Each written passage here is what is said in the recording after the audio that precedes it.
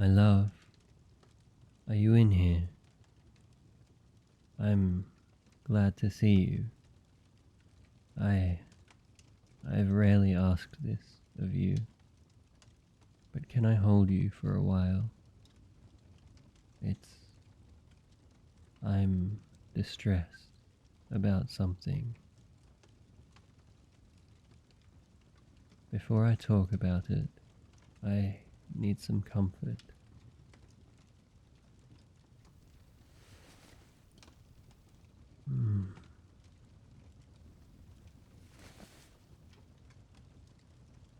Thank you.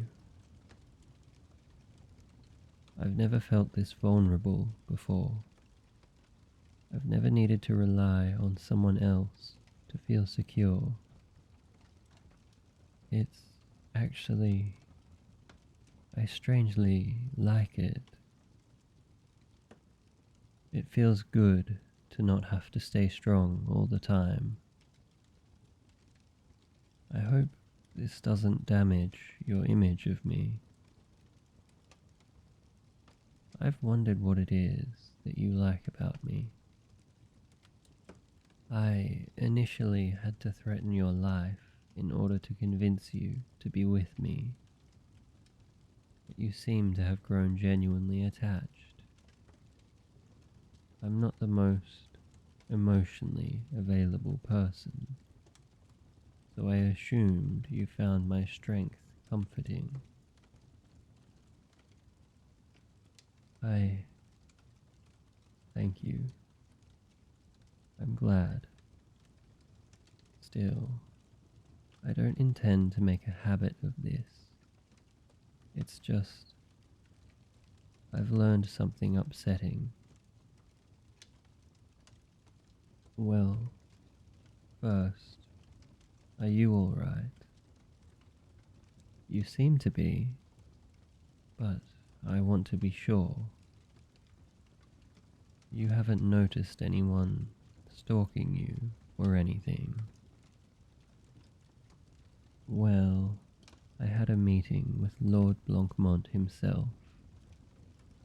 He's been getting impatient about my progress with your assassination. With the way he was talking about it, I worried he might have sent someone else to do the job for me. No, you should be alright. It was a baseless fear. But there was something much more alarming about that meeting. I worry that I might be brainwashed. While he was speaking to me, I felt strange. Or rather, I felt something familiar, but only now realized how strange that familiar feeling is. As you may have noticed, I've become more emotional since we've been together. I might even say more human. But while speaking to him, I started to feel myself regress. I was losing my newfound sense of self. I've learned about brainwashing, of course. It's a common occurrence in the world of assassins. I know what signs to look for, but I never thought I'd be looking for them in my own behavior. And it's all there. Reactions to certain keywords, entering a trance-like state, and so on and so forth. Looking back, I've been strangely loyal to the Blancmonts. They've done a lot for me, but I've done plenty for them. By any reasonable measure, I've more than paid them back. Yet I always felt that I needed to do more. It's not the way that I normally think of things. I'm usually more pragmatic. The only reason I'm noticing this now is because the routine Lord Blancmont carefully set up to keep me in the right mindset has been broken. Broken because of my involvement with you. The thing that frightened me the most about this is that, for the briefest of moments, I considered killing you. I started thinking about obligation and fulfilling the mission. For a few moments, it seemed like that was all that mattered. I questioned why I had abandoned my mission in the first place. It didn't last long, but it has truly shaken me. Because I know that's not me. I don't want that, and I don't think that way anymore. It's been ages since I felt like I was truly not in control. Although, it seems this has been the first time that I actually have been in control.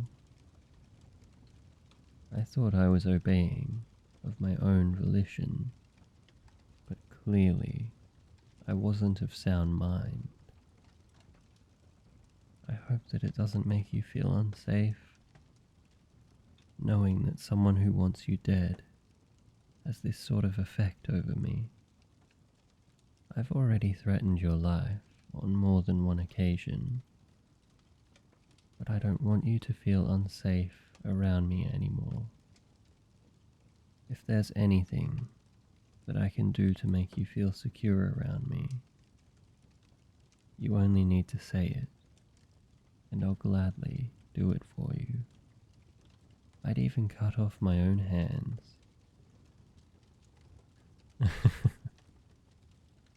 I'm glad you like the things that I do with my hands. Yes, it would be a shame to lose them, wouldn't it? Aside from that frightening revelation, this means that we need to execute our plan as quickly as possible. Lord Blancmont won't convince me to harm you, but he will get suspicious before too long. We need to get him to change his mind about your family soon. How have your efforts been? Your family values your opinion, I know, but it is quite a change you're suggesting.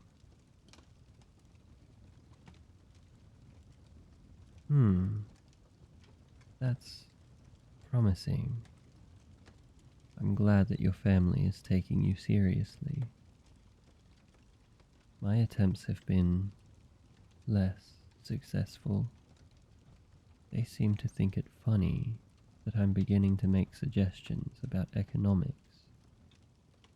I never had much to say about that before, so I don't think they'll listen to my suggestions. But if your side of it is going well, I might be able to take advantage of it. They don't see the benefit of giving up the struggle for control yet, but if they see the Noirvales changing tactics, it shouldn't be too hard to convince them to do the same in order to keep up. I hope it does not sound condescending to say that I am proud of you. You've always been one of the more capable members of your family, but I know you've had trouble seeing yourself that way. I'm happy to see you feeling more confident and boldly speaking to the rest of your family. I think that's one of the things that first drew me towards you. I needed to work hard to become acknowledged by the Blancmonts as a useful member of the family, and even then, I was included as a bit of an outsider. In the past, I've spoken very positively about the Blancmonts. but I confess that I've hidden the darker side of the family. On the other hand, your family has recognized your talents without you even meaning for them to. It was fascinating to me to see someone whom being exceptional was so effortless. Even now, you don't seem to really realize how capable you are. It's very charming.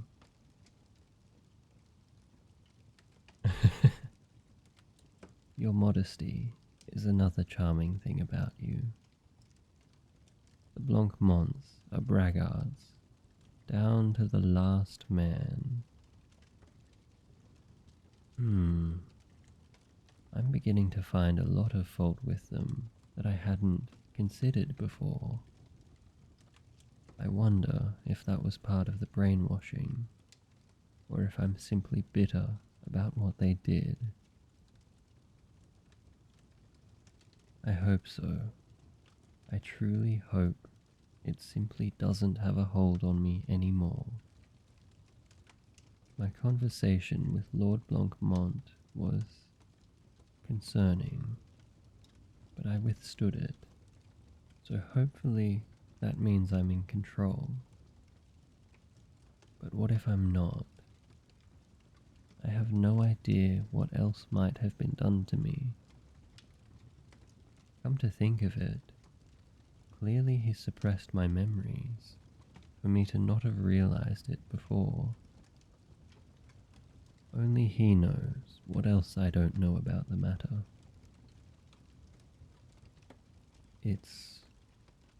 It may be simply because being an assassin is what I know, but I fear that the only real solution to this problem is for me to kill Lord Blancmont.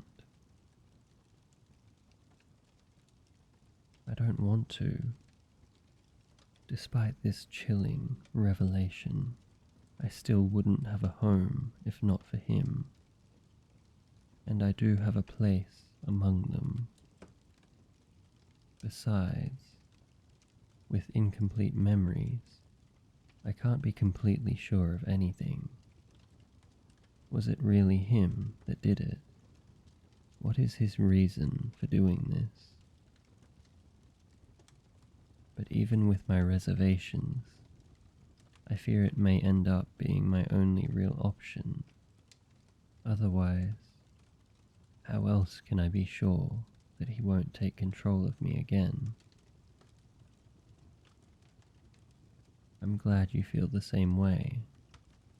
I'd really like to not have to do anything rash. Then, can I ask you to watch me closely? You need to warn me of any behavior that seems out of the ordinary. If he begins to control me again, hopefully having it brought to my attention will snap me out of it. That puts me at ease. I don't intend to ever put you through something like our first night again. The terror in your eyes, I thought nothing of it back then, but I don't ever want to see that again.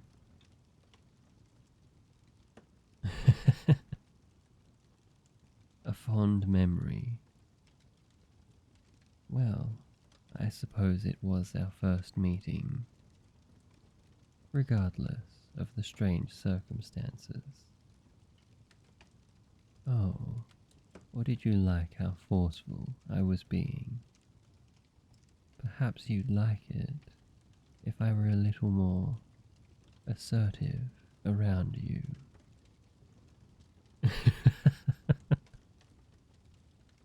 Your face tells all. I'll have to remember that. But, all jokes aside, I'm devoted to your happiness now. We'll find our way through this. You'll see.